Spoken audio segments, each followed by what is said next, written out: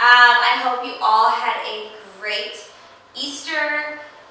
If you were able to do a little something with your family, I hope you guys had fun and your bellies were full. My house, we were very low-key. We didn't do much, but we did do a tiny little Easter egg hunt for our daughter. So we're going to go ahead and hop back into our workout routine. So to kind of burn off any candy you may have eaten yesterday or any other sugary treats that you're like, oh man, I am going to regret eating this tomorrow. Alright, so today's workout is going to be based off of the stability ball. Okay, now if you do not have a stability ball at home, all of these exercises you can do without it. The stability ball is majority for giving you a little bit of an external stabilizer. So if you aren't balanced already, then try these exercises without the ball. If you are trying to move up in these exercises and you're trying to give yourself a little bit of a challenge, this workout is going to be perfect, okay? Now, going into our first exercise, we're going to be doing a bridge off the ball. Now, we're going to be, of course, as always, whenever you're doing a bridge, you're going to be working your glutes, your hamstrings, your transverse abdominis, because you're going to be trying to stabilize yourself a little bit more than you would if you were on the ground. Alright? So, we're going to go ahead and get into it. So you're going to put the ball in front of you. Alright? You're going to get yourself on the ground. Put your legs up on the ball.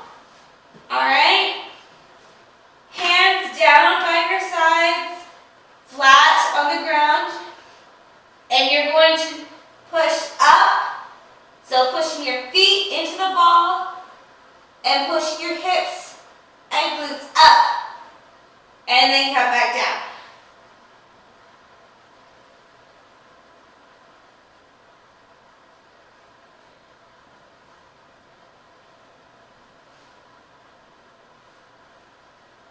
Alright, we're going to do 15. So we've done 5, 10 more.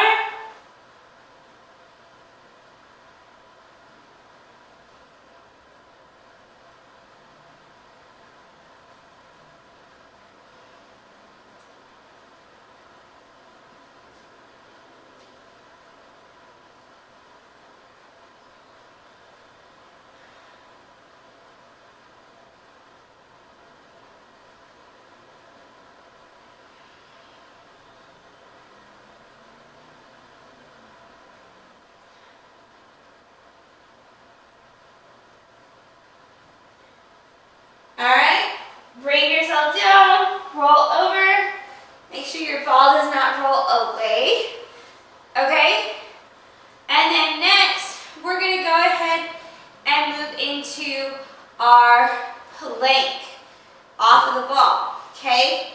We're not putting our feet on the ball this time, but that is another variation of what you can do. So, there are 2 different ways that you can do a plank off the ball, just like there is when you're doing it without, okay? So the one we're going to do today, you're going to have your elbows on the ball, and we're going to keep our knees on the floor, okay? The other variations that you could do are like we are doing with our elbows on the ball, but straightening your legs completely out, or make it extremely challenging for yourself, okay?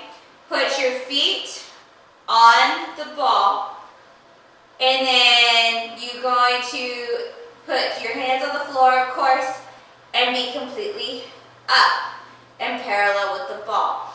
That takes a whole lot of stabilization. So if you are a beginner, do not try that yet. Do not even try to do a plank with the ball until you master the plank on the floor. Get that core strength built before you try to jump into something like this. So you're going to go ahead and put your elbows into the ball, okay? Now my ball is a little bit on the flat side that you more typically want, okay? But it will work for today. Now, then you're going to go ahead and make sure your knees are pulled back so that you're actually feeling the stabilization in your core. Alright? And then we're going to go ahead and hold it for 30 seconds.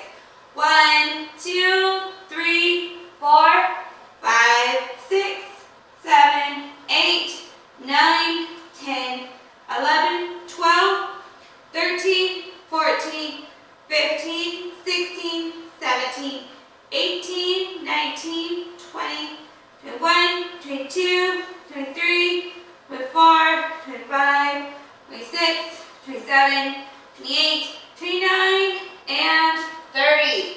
Alright, roll the ball in yourself back to a seated position. Okay? Now, if you can do it for more than 30 seconds, then go ahead. But, like I've said, for each exercise as a build-up, especially when it comes to a plank, start in 30-second increments. If you have to go even lower than that, do 15. But every time you do it, make sure you are trying to challenge your body a little bit more. Hold it for a few more seconds each and every time. Okay? So, we're going to go ahead and go back into it for another 30. Okay? It's okay to take a break. Alright? Knees are back, core is activated. My shoulders and my arms are still aligned. Alright? And 1, 2, 3, 4, 5, 6, 7, 8, 9, 10, 11, 12, 13, 14, 15, 16, 17, 18, 19, 20, 21, 22, 23, 24, 25, 26, 27, 28, 29, and 30. Alright, so definitely the workout you know is going to work your entire abdomen area, your rectus abdominis, your transverse, your slightly in your oblique area, okay? Now, we're going to go ahead and move into our overhead squat. So, in order to kind of stabilize yourself because you are bringing something above your head, you are going to make sure your core is activated so that your lower back is activated as well. You're going to be using your glutes, your hamstrings, and your calves in order to do the squat movement. Alright? Now, we are using our arms, but not really, because we all know these balls don't weigh anything. Okay? You're just going to be moving your hands up and down. Okay? So, go ahead and start with the ball in front of you. Alright, here I'll do it from the side so you can see me squat. So, we're grabbing the ball, squat slightly down, pull up, and then squat back down to put it down. Tap it on the ground, lift,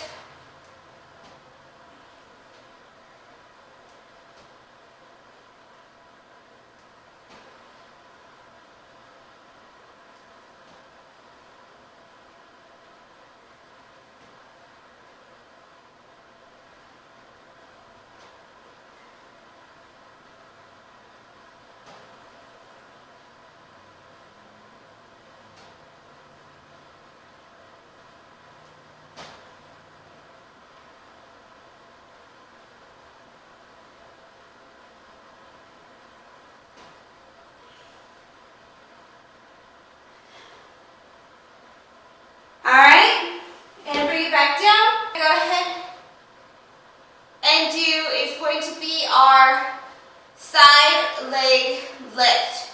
So we're going to be working our outer thigh area, our core, of course, majority in our obliques, and then our serratus anterior, our transverse, and our glutes.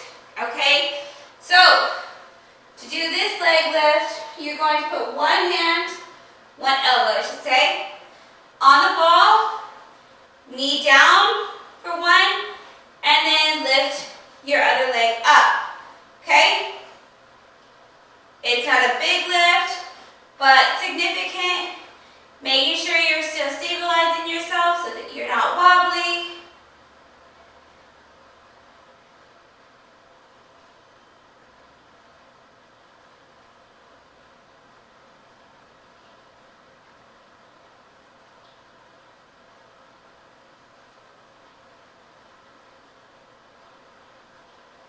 All right, roll your ball to your other side, okay?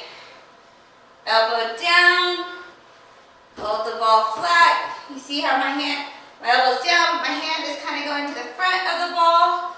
My knee is bent on my stabilizing leg, and lift.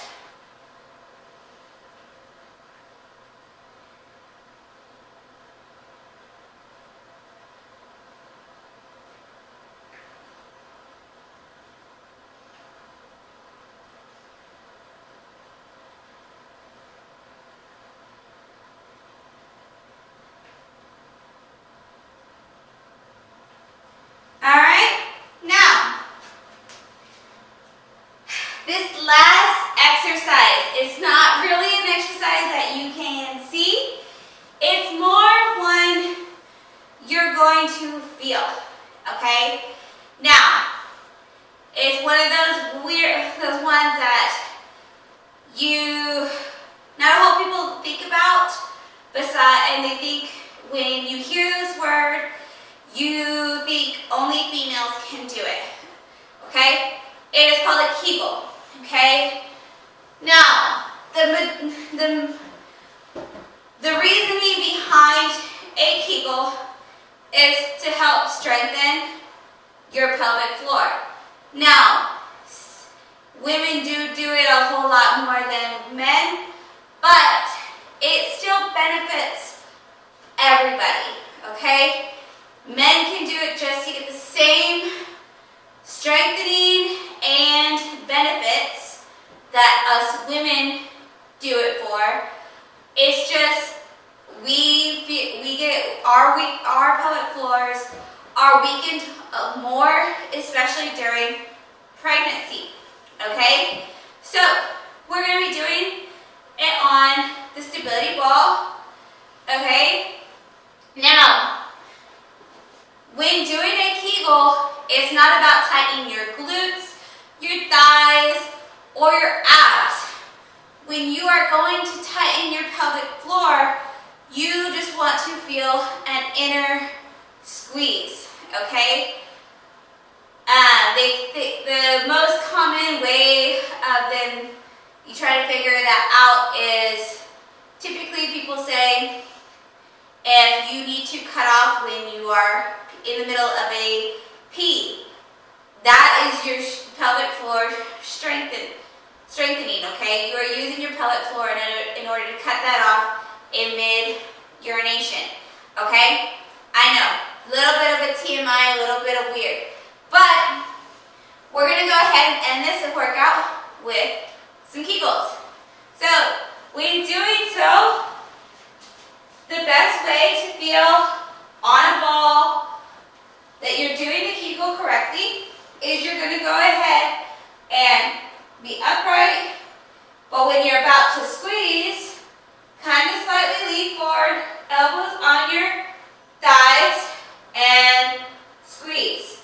You're not going to fully feel them, but you're not going to see me move because it's an inner muscle work, okay?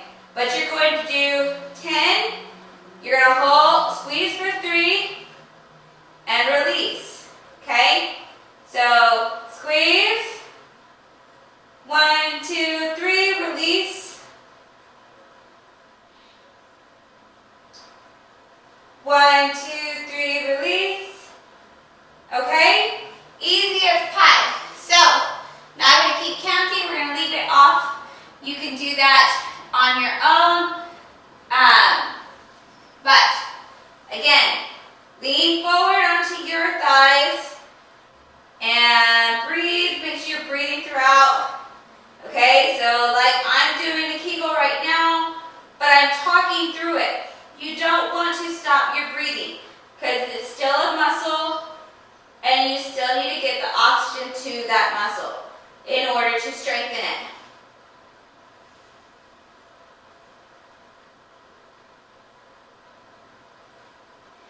Alright, so I know the last exercise was a little bit of a weird one, but Kegels are important. Your pelvic floor is important, okay? Now, if you have questions on any of our other exercises that we did today, I am more than happy to help you.